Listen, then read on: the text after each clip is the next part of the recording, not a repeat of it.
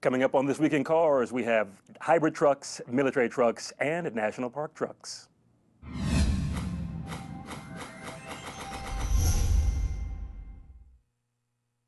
Welcome, everyone, to another episode of This Week in Cars. I'm Jonathan Ramsey, here with my co-host, Crystal Stranger. Hi, Jonathan. Hi, viewers. Glad to have you here again. Please follow us on Twitters at TWI Cars, and also email us if you like at cars@thisweekend.com. And we have an announcement that someone finally won the snowboarding jacket we've been trying to give away for weeks. Apparently, everybody thought it was already gone before, so nobody even put an answer in to try to go for Except it. for 9 words or less. 9 words or less, Mr. yes. Critter Guy, 9 words or less. Oh, and we snuck a look at our special guest today, Mr. Ron Flint from XPLORE Vehicles. Thank you for joining us. Thank you. It's a pleasure to be here. So Ron is with a company called XPLORE Vehicles, and now I'm going to say you put together trucks, you assemble trucks to benefit national parks. Is that the right way to put it? That's a pretty good way to put it. Okay, so first we're going to watch a video with Jonathan Ward from TLC. They customized Toyotas, and he's talking about XPLORE at last year's SEMA show in Las Vegas. How's it going? My name is Jonathan Ward. I own a company called TLC, and we're the leading caretakers for Toyota Land Cruisers, both new and old, in North America. Been involved with the FJ Cruiser since inception, and Toyota hired us to do the first pre-production concept models for what became the FJ Cruiser. So we've been kind of a part of the culture since day one, and we were pretty excited to work on this program with XPLORE because there's so many packages out there that really have no point, no meat behind them. But the idea that this is a program with a purpose, I've always felt that people with four-wheel drive vehicles are more connected with the environment around them than your average Prius driver. So I think the idea of communicating that relationship that off-roaders and SUV users have with places such as the national parks is just a home run. So we're really excited to be a part of the program and looking forward to see this grow.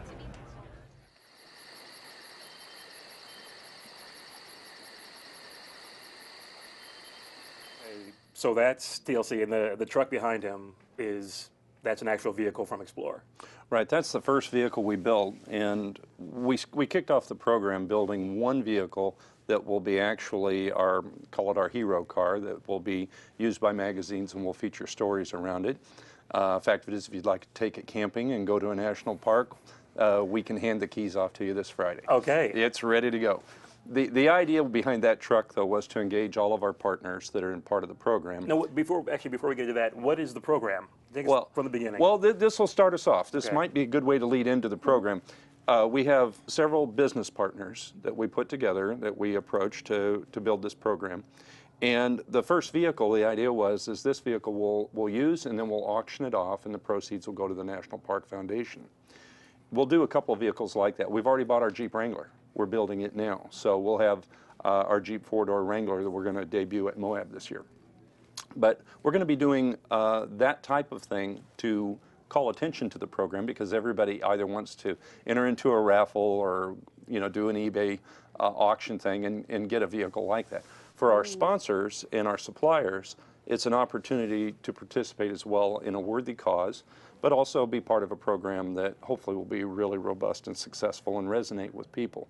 Our program is primarily about building vehicles that people want, but that have a message and that deliver some sort of value above and beyond the parts that you screw together for a vehicle. In really slick product planning and branding, you'll build branded cars, and hopefully they become collectible.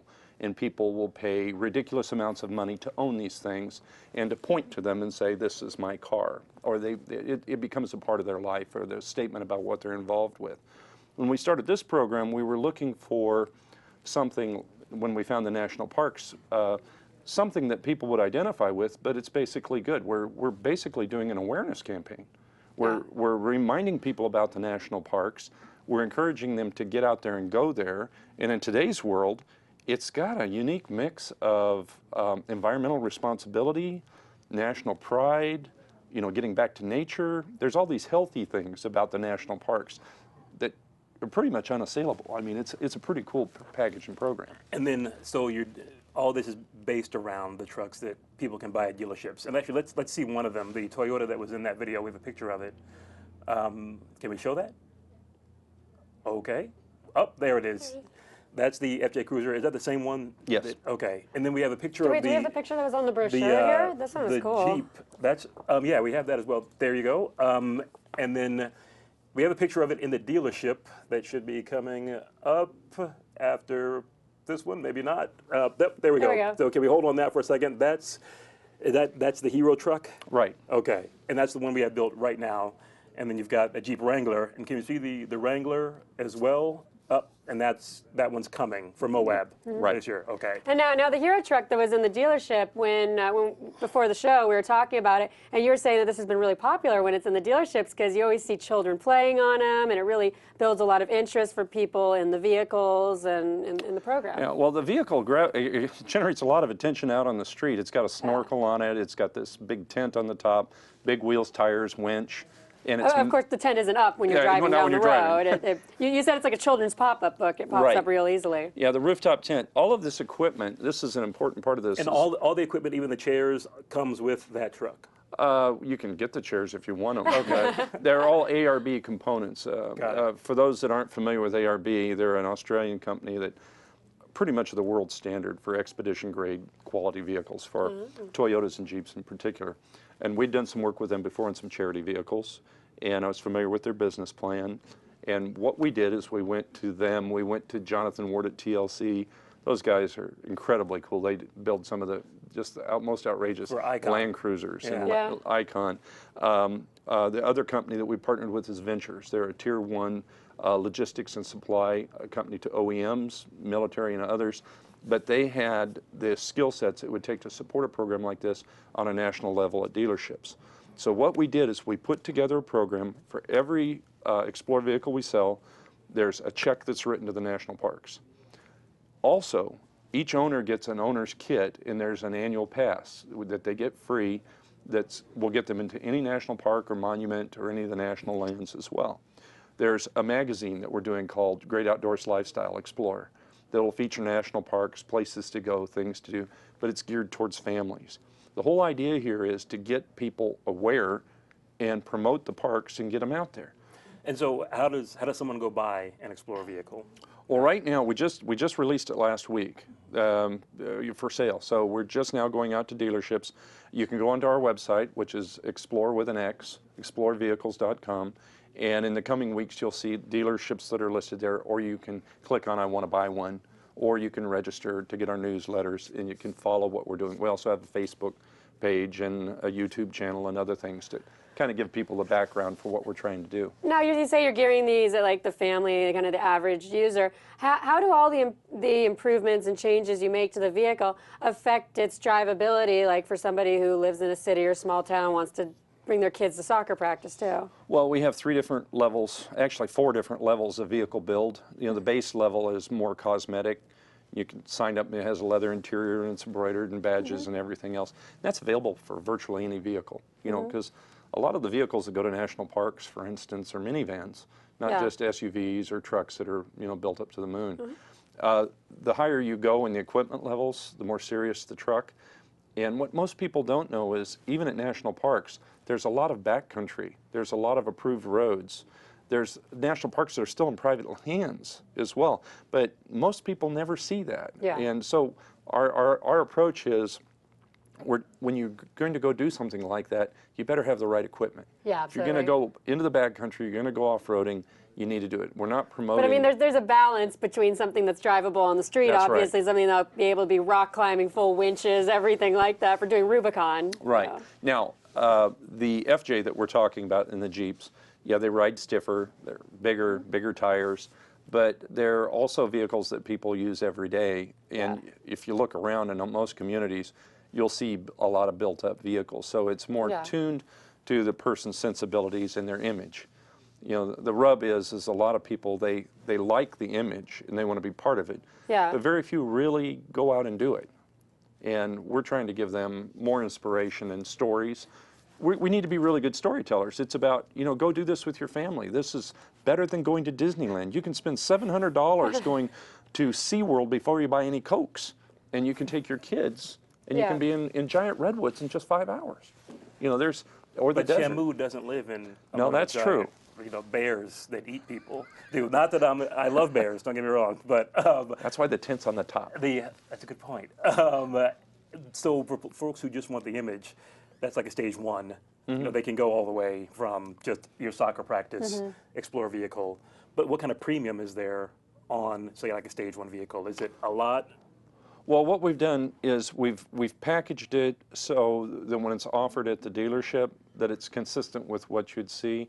If you were going to go build a vehicle like this, you know, hardcore enthusiasts, they won't buy this vehicle because they want to build their own. Yeah. They want their own wheels, their own tires, and they're personalized. We found there are a segment of people out there that want it done. This is like TLC customers. They want turnkey, all the bells and whistles, everything done there as well. So you know, the idea is we offer it. I think part of that is, like, you know, a lot of your average consumers, if they're going to buy a brand new vehicle, they want to make sure it's covered by warranty. Right. And when you go start customizing stuff afterwards, a lot of times you're running risks of things that void your transmission warranties or other That's things. why we do put a limit on what we do. And you'll find this in the dealer side of the industry. A lot of dealers won't do suspension lifts. A lot of them won't do certain things because of warranty issues. SEMA's worked very hard on the aftermarket side. We actually recommend Mopar parts, Toyota TRD parts, and others for trim levels. So you can buy that FJ, you can put a TRD supercharger on. You can put their big brake kit on. So all these things are done at the dealer. They're still under warranty. Yes. And you've helped. And then we have a 3-year, 36,000-mile warranty on our parts as well. Okay. You know, that come with the vehicle as well. Got it. Okay, so Explorer Vehicles, no E, explorevehicles.com is where they go. The first vehicles will be rolling out shortly, but now they can find out about the program and sign up. And they're helping the planet be better, greener, et cetera, et cetera, et cetera. I think it's such a great and such a worthy program. We're really glad to have you here on the show to share with everyone about this. I think you're doing a really good thing, like to help kind of match up the environmentalists with like the car culture that is, you know, trying to find a happy medium to enjoy both together. So. Well, thank you. There's one fact you might enjoy. There's almost 400 national parks and monuments. They have 270 million visitors a year. Yeah. Those are the people that we're trying to reach. Okay, you've heard it. You've heard the call. You know now where to go. Explorevehicles.com. Can you hang out for the rest of the show? I sure can. Okay, that will take us into our news segment coming right up, and we're going to start with Crystal. Yes. Chevy has introduced MyLink, finally. It's their competitor for Ford Sync, and it is an OnStar. MyLink is a separate, like, little console system that is kind of like an iPad or you know, iPhone, where you have all these different applications you can add onto it and be able to access all different types of cell phone, different electronics on it. It's used with a 7-inch touchscreen or voice control, has a USB port, auxiliary input, and Bluetooth. And it's going to debut on the 2012 Chevy Volt and Chevy Equinox. Pricing has not been announced yet, and it's, you know, it's about time, basically. That's essentially what we're talking about. You know, as Ford has been selling like hotcakes with Sync. Lincoln's got MyLink in Touch now. Toyota has Intune. Lexus has Inform, and everyone's been waiting on Chevy to offer something other than OnStar, which frankly I don't like because you've got to use the rearview mirror and talk to someone. It's like I don't want to talk to anybody. I just want directions. Well, and it's a little confusing from when I was test driving the Lincolns. Like, I remember when Lincoln came and picked me up just as like the chauffeur at my house, the driver was having a hard time figuring out the My Touch system. Yeah, and Ford is paying its dealers to train people on that. It's great once you're used to it and you're in there, but I think there's a certain segment of the population that it takes them a while to get used to electronics. And hopefully Chevy will have learned from that and done it. And make it very user-friendly like an Exactly. iPhone. iPhones are so user-friendly, anybody can pick it up and use it. So. You know who's got a great touchscreen? Jaguar, as a matter of fact. So Jaguar's product plan, was leaked out for the next 12 years. Now this is, of course, not definitive because anything can happen this year, next month, but there'll be cars like perhaps the new Bertone B99, which is showing up at Geneva next week. Now this is a concept car that Bertone worked with on the Jaguar design department, and it's actually not a new XJ. It would be a 3 Series and C-Class fighter. Okay. I think it's gorgeous, and I think like the XJ styling that has gone. I think with it's the new gorgeous, XJ. and I think it's about time. Yeah, exactly. For a Jaguar to come out smaller. I think it's funny segment. that if you look at the back of this car, the back of the car looks like the front of current Jaguars, but it's, you know, we don't know if we'll see it. This is a styling exercise that they'll be in Geneva, and we could see. But things like the new XK are coming out. We have a picture of those two as well that have been testing around England. And there's going to be a hotter XJ coming out that we know nothing about. We just know it's going to be something with a wing on the back, which probably means very fast and very loud and very English. And the XK facelift is supposed to be coming this year, right? By the end of this year? Yes, XK facelift, yeah. There's another one that's kind of about time. So, exactly. But, you know, luxury cars, they have long product cycles. So. Yeah. Always. We'll see how they do. Always, it's true. What's it's next? True. Next up, we have the Range Rover Sport Hybrid Diesel, which is another one that's very exciting to be coming up. It's actually a plug-in diesel hybrid, which is great because there aren't a whole lot of plug-in hybrids, especially out there on the truck segment for whatever reason. Yeah. None. So and we'll get to that and strap in. yeah, definitely. And let's see, the power comes from a 3-liter turbo diesel. I think we have some pictures of this, right? Yeah.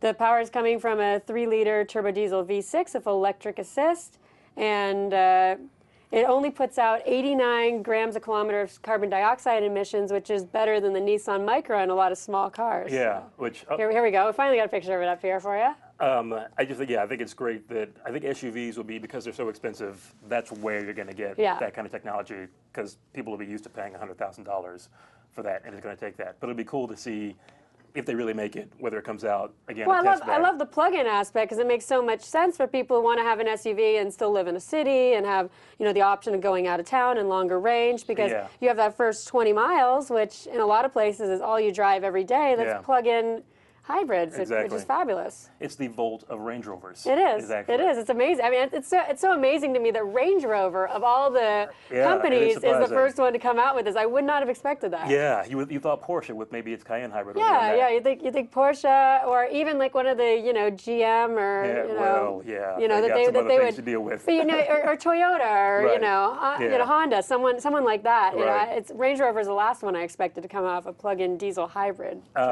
Speaking of hybrids, though, we're going to get through this one quickly. This is just for the producer, and this is the brand new 2012 Honda Civic. We have some pictures of it. You might think it looks a lot like the current Honda Civic, and you wouldn't be wrong, but it's actually quite a bit different. There'll be 5 flavors. The HF, which is normally gas engine, that's your high gas mileage, 40 miles to the gallon, sedan, coupe. There's an SI that gets 200 horsepower. The others get 140 horsepower. There's your inside, and that's your 2012 Civic. You can rewind if you need to see more of that. I don't have anything else to say, really, about that car. And that will take us to our strap-in segment about the future of the automobile. And then we're going to bring it back to Mr. Flint, because we're going to talk about hybrid trucks, the future of off-roading. So there's a company called Oshkosh. They make a military vehicle called the mine-resistant armored personnel carrier, an anti-projectile something. Yeah. We have a picture of that, and it's frankly a sturdy-looking beast. There it is right there. So that's what the folks are driving around in Iraq and Afghanistan and all over the world. MRAP decided to test out a hybrid system, and so they went racing in the Baja 1000. Now, hybrid trucks have been around for a bit, but they haven't really picked up yet. Dodge just said it's not going to make any hybrid trucks because pickup truck buyers don't want them. But like Volvo, for instance, made a hybrid. Oh, that's the actual the racing truck. In the Baja, yeah. But Volvo made a hybrid garbage truck actually 3 years ago. That's already out, and we have a video of it. And listen to the noise, because you aren't used to hearing this noise with a garbage truck.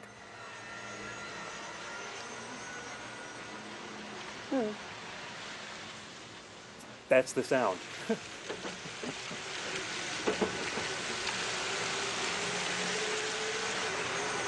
So, 3 years that's been out.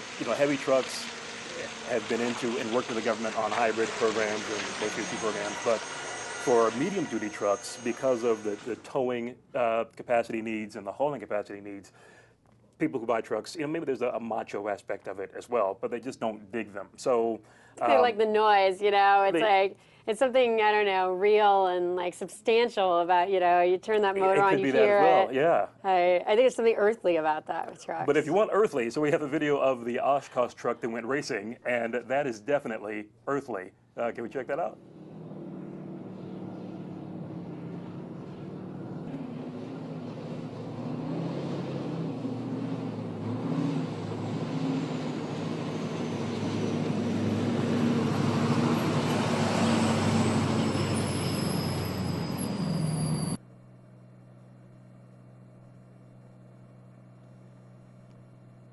So that's the Oshkosh. Now, there are no batteries in it. It uses diesel connected to electric motor with ultra capacitors that power, electric motors at the wheels. Each wheel, yeah. Yeah, so there's no drive shafts, no transmission. They said it's 20% better gas mileage because of that. But it's like, could this be a possibility for trucks now? Like, what do you think about hybrid pickup trucks? Would you get one yourself? Well, I think what you said earlier is correct. I've done some past projects with pickup owners. I've worked with OEs on pickup owners. They're different segments, what they like. And what you have is a tremendous loyalty to not only brands, but the whole romantic notion of pickups. Yeah. That's a tough one, especially when you go into the Midwest and you start to dive in and see who's driving the trucks and how they're using. They're not going to change easily. You almost have to go through a generation change before the technology can. What do they say are there issues other than, sort of tow rating and hauling? Like, what are the issues about hybrids? I would probably guess it's as simple as familiarity.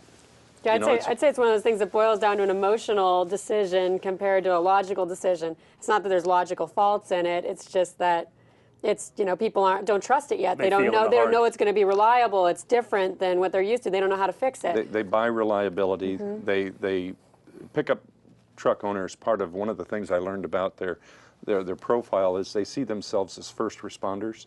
If somebody stopped or broken, they're going to stop and help them. It's their equipment. It's their equipment. It's their equipment. It's got to be proven. Yeah, they want bulletproof new technology. Everything. They're not going to gravitate to it very easily. I thought the hybrid the approach that the OEs took with contractors was interesting. You can power all your hand tools with your truck. We put compressors on ours. You can put generators on your vehicles when you're camping.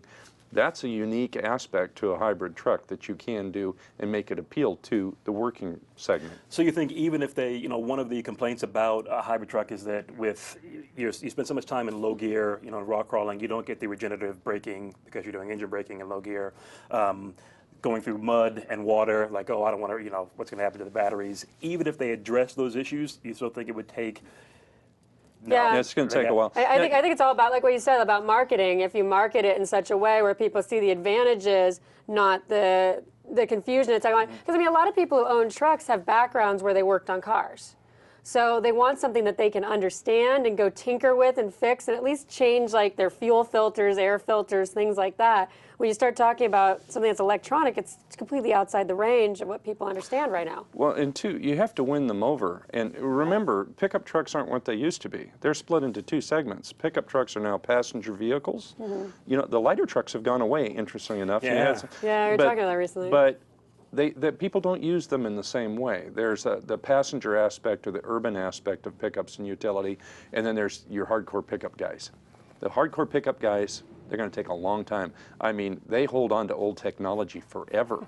They'll spend a lot of money to take new technology. When Dodge put coil springs in the back of the Ram, oh my gosh, people were crying and belly aching, but then they figured out it worked. Yeah. Okay. So the future. I think a way to break it in actually would be to go after the performance people, like your rock climbers, that kind of stuff. Because conceivably, with the 4 different electric motors, it could actually be a much better all-wheel drive system than any other four-wheel drive system. Yeah, we're not talking about what's better. It's and less parts that interfere and get in the way or be in the way of clearance or things of that nature. All you have to do is look at RC cars. They are small and they are bitchin' and they're fast and they're cool, and you have a whole new generation growing up with those. Give them one generation, bring the technology in, but it's got to perform. I think you need to sell it to that X Games generation. The future of trucks, the future of hybrid trucks really is the future, because that's what it's going to take for them to be adopted. And that will take us to our last segment of the show, Junk in the Trunk. And we're going to start with Dodge is getting rid of its crosshair grille. Now, Ram was broken off from Dodge, so Ram Trucks gets the crosshair grille. Dodge doesn't. We have a picture of what it looks like, in case you don't remember, if you haven't looked at a Dodge lately. But it's going to go away probably after the 2011 series cars get refreshed. One of those heart-jerking, tear-jerking, heart-aching moments. But that's going to be gone as of next year. Say goodbye to it now. No love lost, for my opinion. Hi. Next up, Detroit is getting a Robocop statue. A call was put out on Kickstarter, which is a crowdsourced funding for the statue. And one company called Omni Consumer Products that sells movie memorabilia put up $25 grand to fund the statue. And of course, Omni Consumer Products was the name OCP. of the OCP, yeah, in the movie Robocop, yeah. It was an conglomerate that made Robocop. Of course, there's a big controversy because the mayor of Detroit hates this idea and doesn't want it in Detroit, which is... Yeah, they've been trying to do this for a while. All the other efforts have come to naught, but now they've got the money, and there's going to be a Robocop statue. And I'd buy that for $1, is how I feel about that. Yeah. Well, no, you can actually go on Kickstarter.com and you can still contribute to it. It's still open for the next month. You should. They've raised like 63,000 of the 50,000 they needed. Because we need an ED9 as well to say, sir, please comply. Yes. That's what I think. In New York, what you're going to be seeing soon are Turkish taxis, perhaps. The New York Taxi Commission put out a contest for the taxi of the future between a Nissan NV200 van, a Ford Transit van, and a Turkish entry called the Carson KV1, I think, something like that. New Yorkers chose the Carson. We have a video of how it looks, and frankly, it's kind of funky. It's got durability. It's got a huge glass house, and someone says it looks like a Prius. Sure, I suppose if you can stand looking like a Prius while you head somewhere in New York, but why would you live in New York anyway? Well, it reminds me of the taxis in London now. You know, they're very utilitarian like that these days. I like this part. Well. One of the things they liked about this was there are 3 different engines you could put in, slide in the back. Accessibility, I love this part. Yes. Roll in, roll out. It had to comply. It had to be smaller than the Crown Vic and be able to do things like this to comply with the Americans. And I like this one as a design because it doesn't have the big sunroof the whole way through. Yes, so you exactly. can sit in there and look up at the tall buildings as you ride around New York. You can watch the birds poop on you. Yeah, exactly. Right, yeah. So the commission is going to decide on it later this year. It doesn't mean just because New Yorkers like it, they'll actually choose that one, but you got a good chance of seeing lots of turkey on the roads in New York very soon.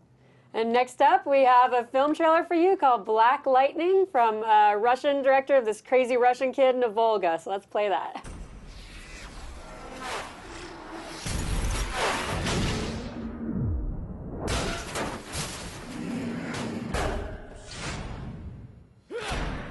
Еще совсем недавно я был обычным студентом.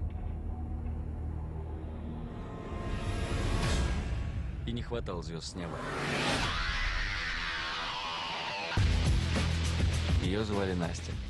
Она училась на моем курсе. И у меня не было никаких шансов. Тогда папа подарил мне машину. И шансов стало еще меньше. Конечно, не новая, но подправить, покрасить, и будет то, что надо.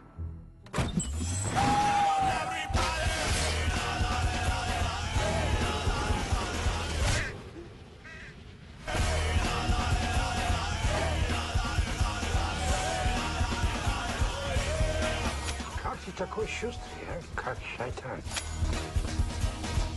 До встречи.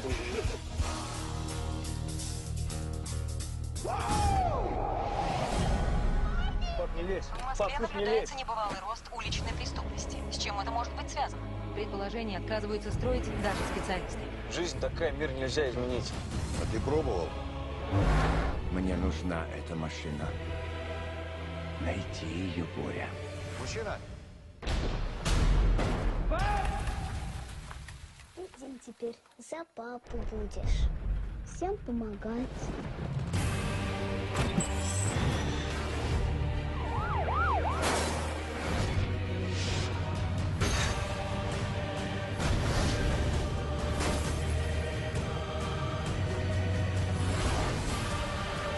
Мы должны создать современный, вооруженный аналог черной молнии. Это же миллионы жизней.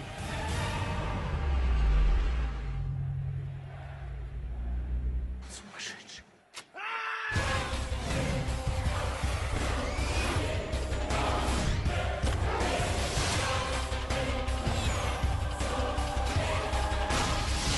Надо было Волгу поймать!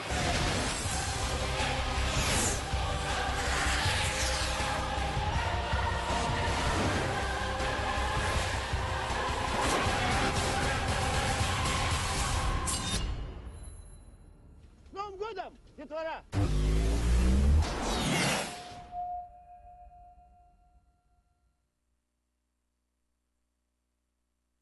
There you have it, ladies and gentlemen. Communism meets Spider-Man. And last up, we're going to have the way not to fly. This is a face plant, but in a pickup truck. Let's have a look.